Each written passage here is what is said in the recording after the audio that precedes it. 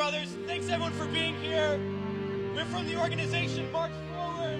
We are here to say to all those serving in the Army and the Marines and the Air Force and the Navy that you have the absolute right to refuse to take part in these criminal wars, and that's a right that all of you should exercise.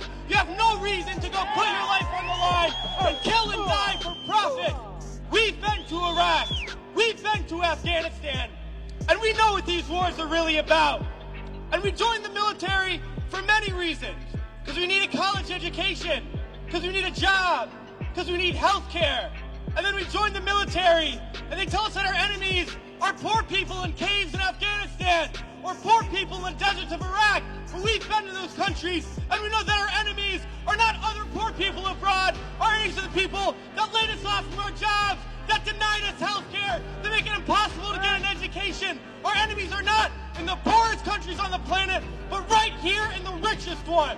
The occupations of Iraq and Afghanistan alone are costing over $700 million every single day.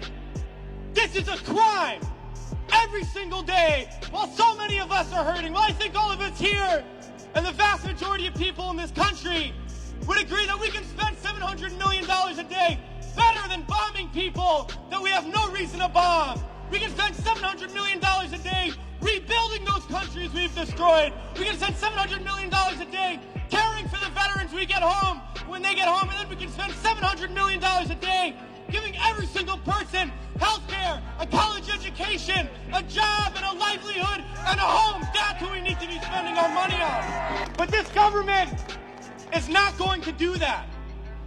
They're not going to use the money in that way. They're not going to end the wars. And they're not going to do it because it's not our government. It's their government. It's the government of the rich. It's the government of Wall Street, of the oil giants, of the defense contractors. It's their government, and the only language that they understand is shutting down business as usual. And that's what we're doing here today, and we're going to continue to do until these wars are over.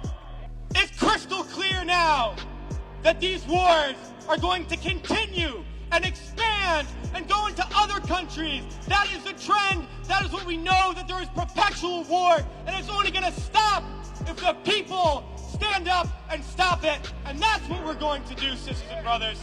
A lot of people ask me, what do we do? Because we all know things are bad. We all see the atrocities on TV. We read about it. We experience it.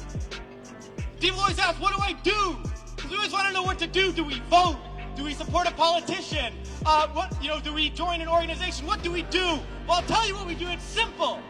We fight. We fight, and we fight, and we fight, and we shut down our workplaces. We shut down our schools. We shut down the streets. We shut down business as usual. And we fight until we force the people in there to do what the people out here want. Because that's how we're going to get around, and we're going to fight until there's not one more bomb drop, not one more bullet fired, not one more soldier coming home in a wheelchair, not one more family slaughtered, not one more day of U.S. imperialism. Let's fight to make that happen. We can do it today, and in the days ahead, we have to fight to end these wars and create a better world, sisters and brothers.